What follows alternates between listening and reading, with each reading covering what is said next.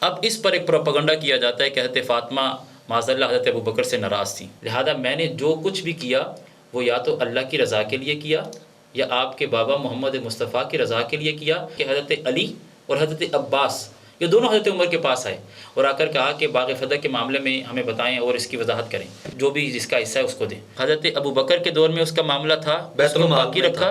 حضرت عمر کے دور میں جیسا معاملہ تھا اسی طرح برقرار رکھا، اور حضرت عثمان غنی کے دور میں حضرت علی فرماتے تھے کہ وہ ریاست ہی کیا ہے، لیکن ہم یہ چاہتے ہیں کہ اس کی جو مینجمنٹ ہے، اس کی جو کاشتکاری ہے، جس کی دیکھ بھال ہے، وہ ہمیں دے دیں۔ السلام علیکم ناظرین، آج ہمارے ساتھ دوبارہ موجود ہیں مولانا ابوبکر طاہر صاحب، آپ کو ان سے ملواتے ہیں۔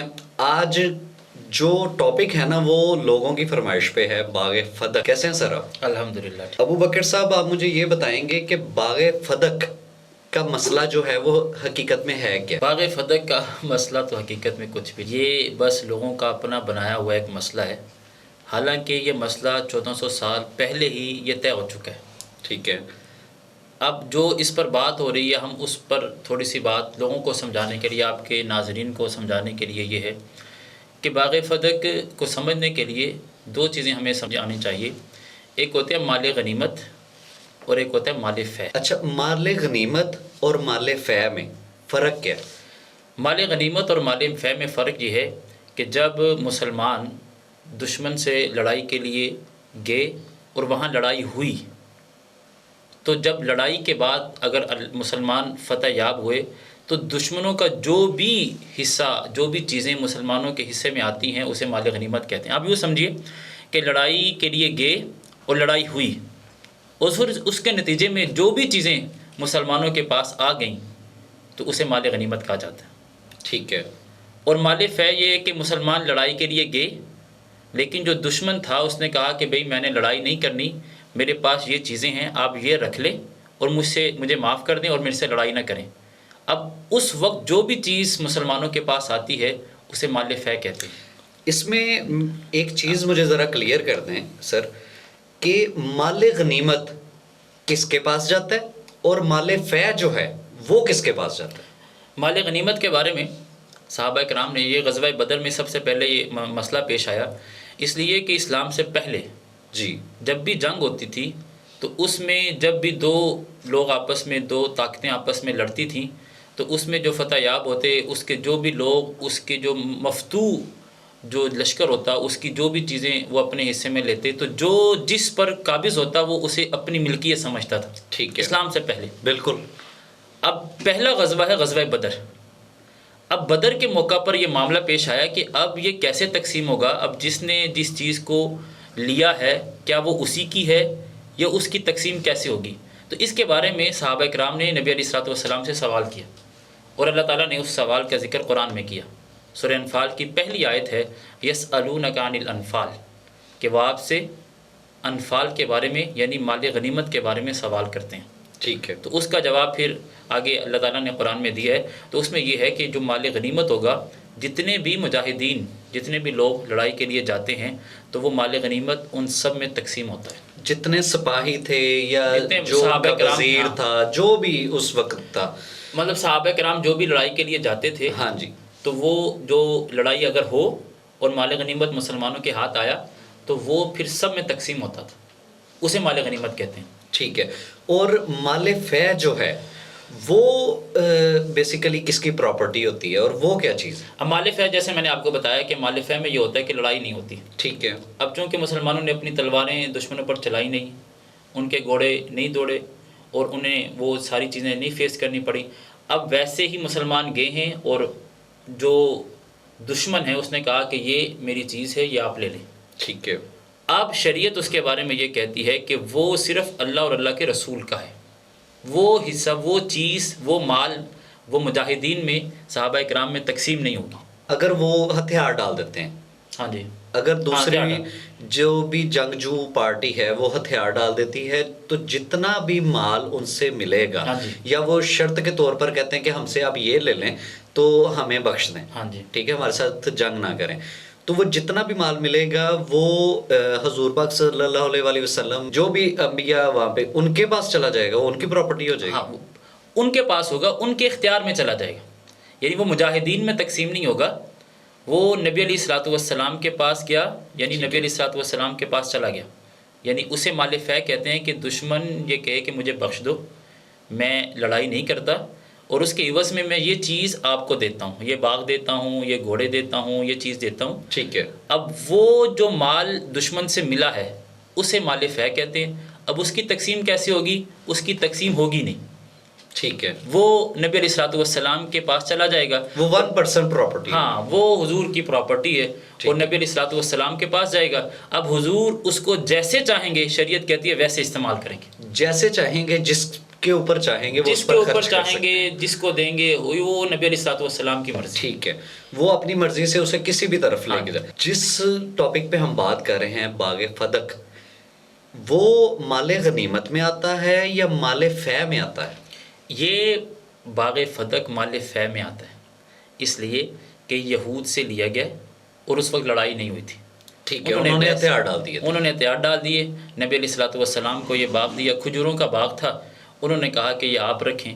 نبی علیہ الصلوۃ والسلام نے اپنی زندگی میں جب تک آپ حیات تھے، حضور علیہ الصلوۃ والسلام اس باغ فدق کی جو سالانہ آمدن تھی وہ آپ اپنی ازواج میں اور اپنے گھر والوں میں اس کے تقسیم کرتے تھے جیسے چاہتے تھے. سالانہ جو بھی اس کی آمدن آتی تھی آپ اس کو تقسیم کرتے، اور جو بچ جاتا وہ بیت المال میں چلا جاتا، اور پھر نبی علیہ الصلوۃ والسلام اس کو جیسے چاہتے، کوئی فقیر آ جاتا، کوئی محتاج آتا، کوئی ضرورت مند آتا، تو نبی علیہ الصلوۃ والسلام پھر اس پر وہ خرچ کیا کرتے تھے. آپ یہ کہنا چاہ رہے ہیں کہ باغ فدق جو ہے اس سے جو بھی ارن ہوتا تھا، جو بھی اس سے انہیں فائدہ پہنچتا تھا، جو وہ حضور پاک صلی اللہ علیہ وسلم کے پاس آ جاتا تھا، اس میں سے وہ اپنی فیملی کے اخراجات، یہ جو بھی چیز ضرورتیں ہوتی تھی وہ اس پہ لگا دیتے تھے. اور جو بچ جاتا تھا وہ ڈائریکٹلی وہ کسی کی مدد نہیں کرتے تھے، اسے بیت المال میں ڈال دیتے تھے. بیت المال کا حصہ بن جاتا تھا. وہ بیت المال سے پھر اگر کسی کو ضرورت ہوتی تھی، پبلک میں کسی کو چاہیے ہوتا تھا، تو وہ اسے وہاں سے دیتے تھے. ہاں وہاں سے دیتے تھے. ٹھیک ہے. ہاں وہ جیسے حضور چاہتے تھے اس کو تقسیم کرتے تھے. تو پھر اس کا اختیار اس لیے کہ اس وقت ٹوٹل اختیار حضور کے پاس تھا. ٹھیک ہے. نبی علیہ الصلوۃ والسلام اس وقت آپ یوں سمجھیے کہ وزیر خزانہ، اگر آج کے ٹرم کے اعتبار سے اگر دیکھیں تو جو خزانے کے جتنے بھی معاملات تھے اس کے بھی بڑے حضور تھے. خلافت بھی ان کے پاس تھی، خلافت اور وزارت بھی، جو وزارت بھی ان کے خزانہ پاس تھی، سیاستدان بھی وہ تھے. اگر آپ اس کو آج کی ٹرمز میں، یعنی آپ سمجھیں کہ صدر بھی وہی آل ان ون تھے. ہاں ہر چیز، قاضی بھی وہی تھے، ساری چیزیں وہی تھے. تو نبی علیہ الصلوۃ والسلام اس کو جیسے چاہتے تھے وہ اس کو استعمال کرتے. ویسے تو اس کا باغ فدق کا جو مسئلہ کھڑا ہوا وہ پھر کہاں سے کھڑا ہوا سر؟ وہ معاملہ یہ ہوا کہ نبی علیہ الصلوۃ والسلام کے وصال کے بعد حضور علیہ الصلوۃ والسلام کی 4 صاحبزادیاں، حضرت زینب، حضرت ام کلثوم، حضرت رقیہ اور حضرت فاطمہ رضی اللہ تعالیٰ عنہن. اب نبی علیہ الصلوۃ والسلام کی زندگی میں ہی آپ کی 3 صاحبزادیاں دنیا سے تشریف لے گئیں. ٹھیک ہے. حضرت فاطمہ ابھی حیات تھی. حضور علیہ الصلوۃ والسلام کے وصال کے بعد مسلمانوں کے جو بالاجماع تمام مسلمانوں کے تمام صحابہ کے اتفاق سے جو خلیفہ بنے وہ حضرت ابو بکر بنے، جن کی خلافت کو حضرت علی نے بھی تسلیم کیا اور ان کے ہاتھ پر بیعت کی.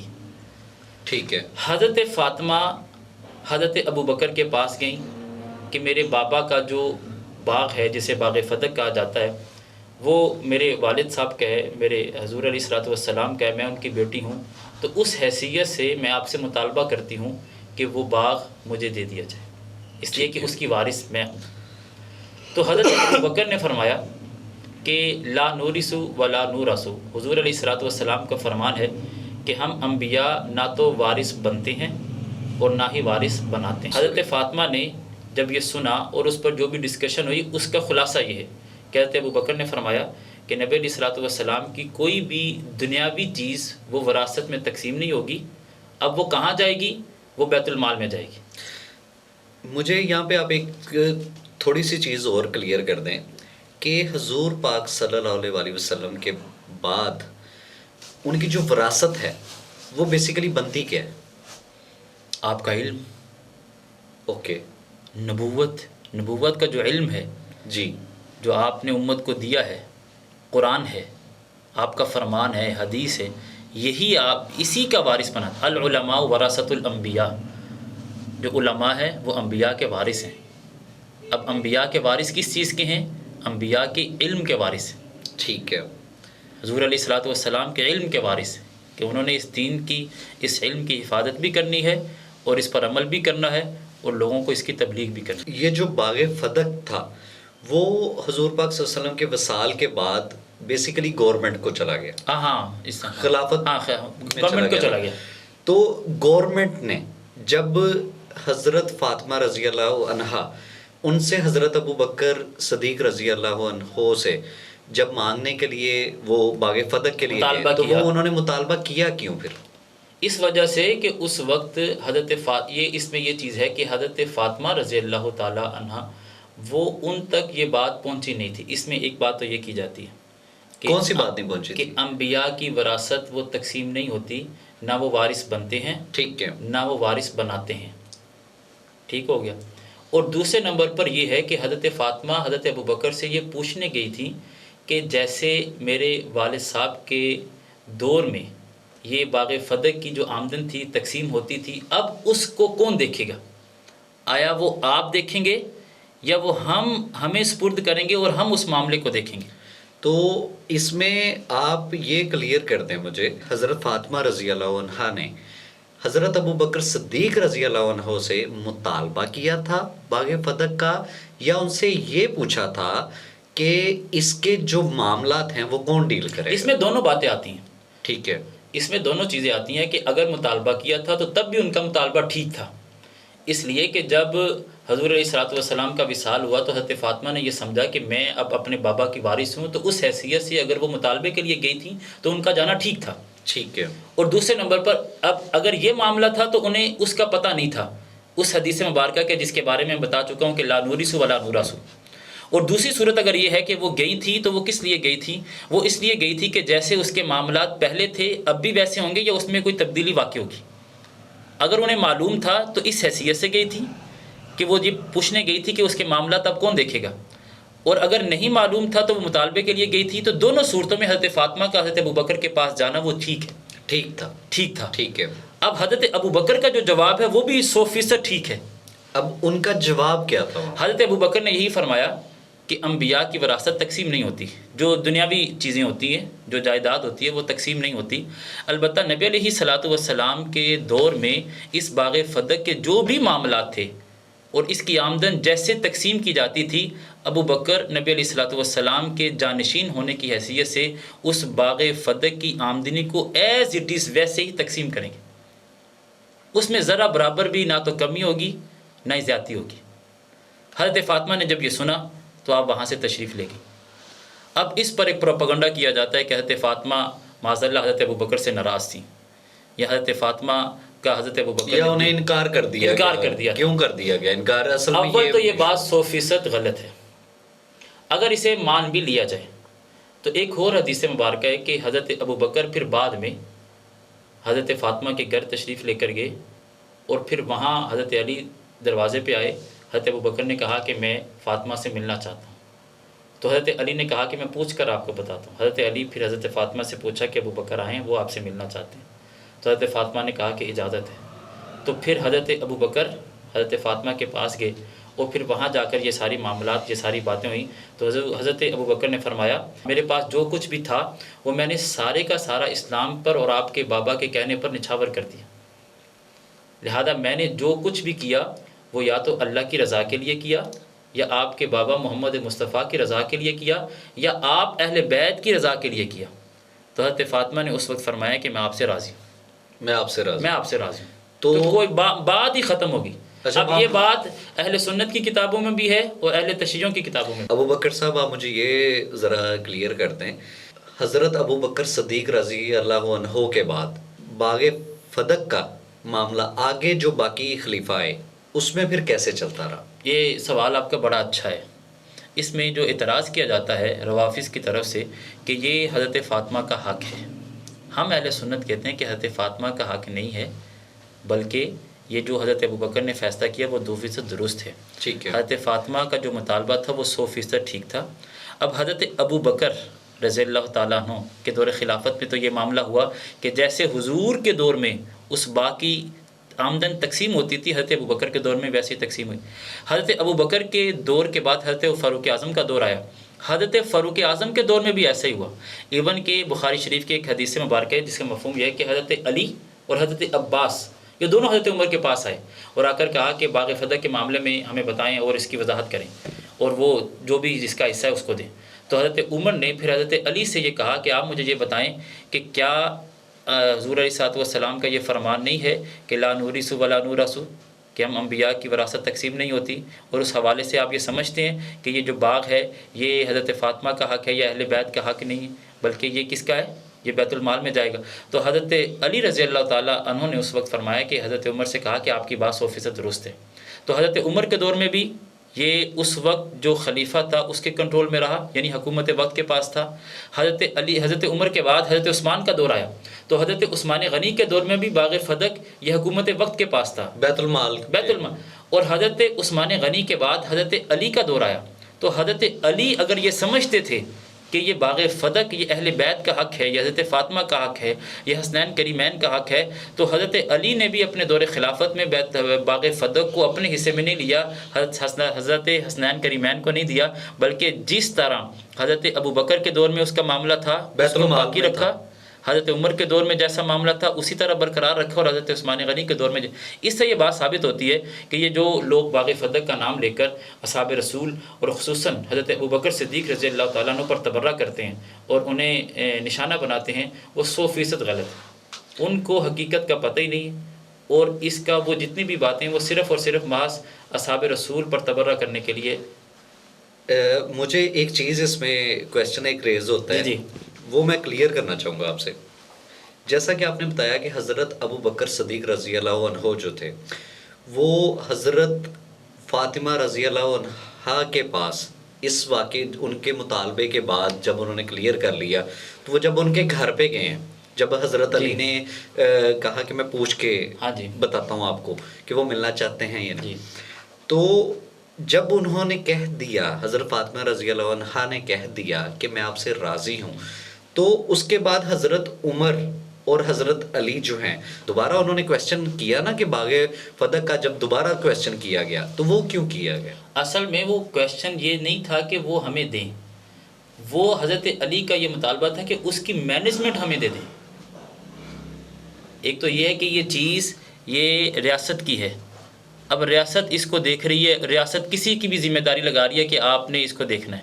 حضرت علی فرماتے تھے کہ وہ ریاست ہی کیا ہے، لیکن ہم یہ چاہتے ہیں کہ اس کی جو مینجمنٹ ہے، اس کی جو کاشتکاری ہے، جن کی دیکھ بھال ہے وہ ہمیں دے دیں، تاکہ ہم اسے اپنے طریقے سے اس کی دیکھ بھال کر کے پھر اس کی جتنی بھی آمدن ہوگی اس کا حساب کتاب بیت المال کے ذریعے سے ہی اور حکومت وقت جو اس وقت بھی ہے اس حساب سے چلے گا، لیکن اس کی جو دیکھ بھال ہے وہ ہمیں دے دیں. بس یہ مطالبہ تھا، اور حضرت علی کا بھی یہ مطالبہ بھی ٹھیک تھا.